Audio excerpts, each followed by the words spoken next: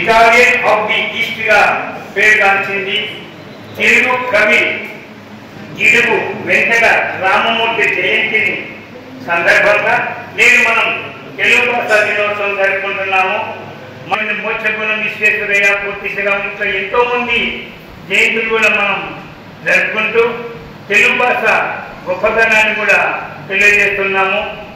తర్వాత ఇంకా సైన్స్ దినోత్సవం అని, గణిత దినోత్సవం అని చాలా ఉన్నాయి. అవన్నీ కూడా జరుపుతున్నారు. ఇంకా ఇప్పుడు భావితరాలకు తెలుగు భాష తీయదనాన్ని అందిద్దాము. దేవరాయలు వారి తెలుగు భాష లెస్సాన్ని నిరూపించి తెలుగు భాషను భావితరాల పిల్లలకు తెలియజేద్దాము. అందుకనే తెలుగు భాషను మాతృభాష, అమ్మ భాష అంటే అదొక తీయనైన పదం. కానీ మన తెలుగు పుట్టినప్పటి నుంచి కూడా అమ్మ అనే పదం వాడుకలో వస్తుంది కాబట్టి బాబుకు మాతృభాషగా పేరు పొందినది. ఇట్లా మనం మన తెలుగు భాష గొప్పదానాన్ని చెప్పడం ఇంత అంత అని చెప్పలేం. ఇన్ఫినిట్, అంతం లేదు. ఇప్పుడు అమ్మ భాష, అమ్మ ప్రేమతో స్వచ్ఛమైనది, చిన్నారుల నవ్వులో స్వచ్ఛమైనది, అమృతం కంటే తీయనైనది, అందమైన మన తెలుగు భాష. అమ్మ చేతిలో గోరు ముద్దలు తెలుగు, రుచి రాగాల పాల ముద్దల తెలుగు, అమ్మ రూపమే భాష, అమృత జలపాతం నా తెలుగు భాష, నా అమ్మ భాష. అది తెలుగు భాష దినోత్సవం గురించి నాకు తెలిసినంత వరకు నేను మీకు తెలియజేసినాను. ఇంకా తెలుగు పండితులు తెలుగు భాష దినోత్సవం గురించి ఇంకా చాలా గొప్పగా చెప్పగలరు వాళ్ళు. నాకు తెలిసింది నేను చెప్పినాను. అలాగే జాతీయ క్రీడా దినోత్సవం కూడా ఈరోజే మనం జరుపుకుంటున్నాము. రెండు కూడా ఈరోజే. అది గిడుగు రామమూర్తి.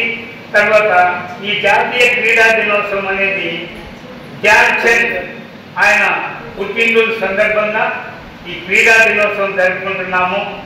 ఇక్కడ క్రీడలు అంటే వ్యక్తిగతమైనటువంటిది, ఆటలు అంటే గేమ్స్ గ్రూప్ కాలేదు.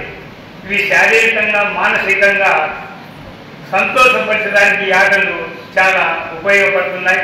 ప్రతి పాఠశాలలో కూడా డ్రిల్ మాస్టర్లు, వ్యాయామ ఉపాధ్యాయులు ఉన్నారు. వారు ఈ పిల్లలకు డ్రిల్లని ప్రతి ఉదయం కానీ మధ్యాహ్నం కానీ ఆ క్లాసులు ఉంటాయి. అట్లా వాళ్ళు ప్రతిరోజు కూడా ఈ డ్రిల్ క్లాసులు జరుపుతూ ఉంటారు. తర్వాత మన జాతీయ క్రీడాకారులు ప్రతి సంవత్సరము వేడుకగా ఇది క్రీడా దినోత్సవాన్ని జరుపుకుంటారు. మన ధ్యాన్ చంద్ ఆధ్వర్యంలో బంగారు పథకాలు సాధించినారు. 1928లో ఆమ్స్టర్డామ్లో, 1937లో లాస్ ఏంజల్స్, 1936 బెర్లిన్లో ఒలింపిక్స్ బంగారు పథకాలు సాధించినటువంటి మహానుభావుడు ఆయన. గొప్ప క్రీడాకారుడు. క్రీడలు అంటే వ్యక్తిగతంగా జరుపుకునేటివి, శారీరకంగా మానసికంగా అభివృద్ధి చెందుతారు. గేమ్స్ అంటే 10 మంది 15 మంది ఒక గ్రూప్గా ఆడేది గేమ్స్. ప్రతి పాఠశాలలో కూడా విద్యార్థులను ఈ ఆటలలో కానీ క్రీడలలో కానీ వారిని తీర్చిదిద్ది మనకు కూడా వాళ్ళకు వీలైనంత వరకు ఏదైనా ఆట అన్నప్పుడు, ఏదైనా గేమ్ అన్నప్పుడు మంచి పథకాలు సాధించడానికి మన వ్యాయామోపాధ్యాయులు మాత్రమే పాఠశాలలో సహకరిస్తారు. ఈరోజు కూడా మనకి ఎన్నో వచ్చినవి. ఇప్పుడు కొన్ని అవార్డులు ఉన్నాయి. రాజీవ్ గాంధీ ఖేల్ రత్న, అర్జున్ అవార్డు, ద్రోణాచార్య అవార్డు, ధ్యాన్ చంద్ అవార్డులు, ప్రతిష్టాత్మకమైన ఈ అవార్డులు క్రీడాకారులకు ఇస్తుంటారు. ఎప్పుడైతే క్రీడలు కానీ ఆటలు కానీ గెలుపొంది పథకం సాధించినప్పుడు ఇలాంటి పథకాలు రాష్ట్రంలో, దేశంలో, జిల్లా లెవెల్లో, మన గ్రామ లెవెల్లో, ప్రపంచం లెవెల్లో కూడా జరుగుతున్నాయి. ఇక్కడ ఎప్పుడైతే సాధిస్తారో మన దేశానికి పేరు వస్తుంది. ఆ ఉపాధ్యాయులకు మంచి పేరు వస్తుందని ఆశిస్తూ ఈ అవకాశం కల్పించినటువంటి అధ్యక్షుడు వారికి ధన్యవాదాలు తెలియజేసుకుంటూ, ఎవరైనా ఉపన్యసించాలనుకున్న వాళ్ళు వచ్చి ఉపన్యసించవలసిన కోరుతుంటూ అధ్యక్షుడు వారు తమ సందేశాన్ని వినిపించవలసిందిగా కోరుతున్నారు.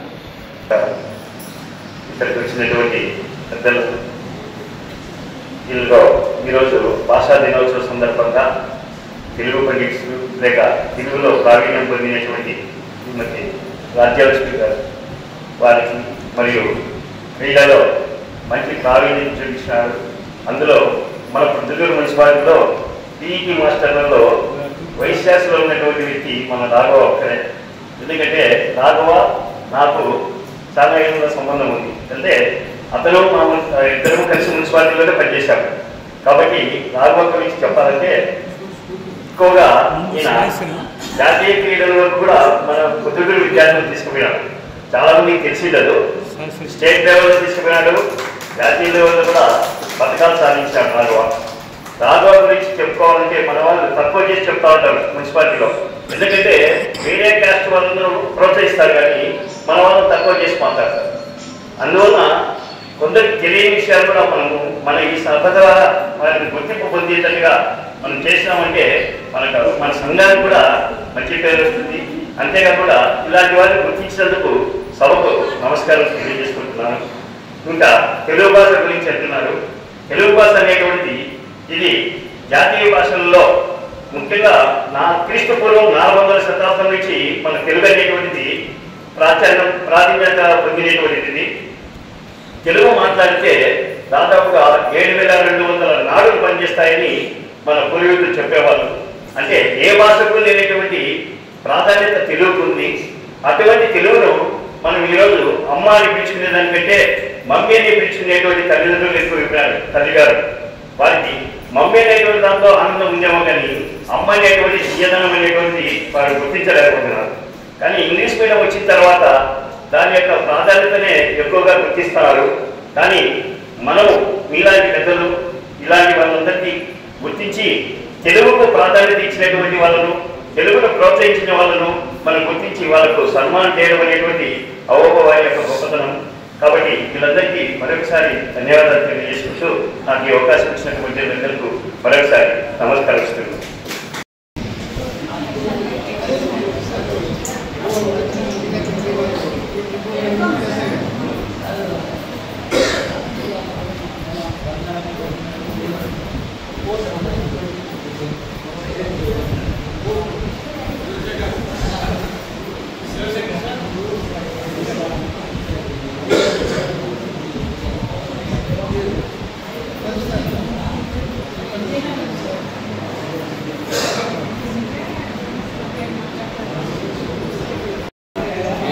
కోడారెడ్డి రాజలక్ష్మి గారికి సన్మానం చేస్తున్నాము.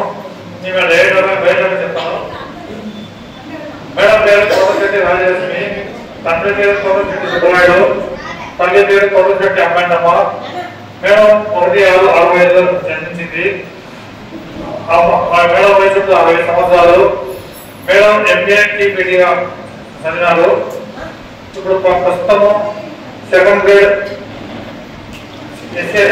సెకండరీ అసిస్టెంట్గా తెలుగు ఉపాధ్యాయులుగా పనిచేస్తున్నారు. 5/1/2004 సంవత్సరంలో ఫస్ట్ జాయిన్ అయినారు జాబ్లో. 13/6/24 ప్రమోషన్ వస్తుంది.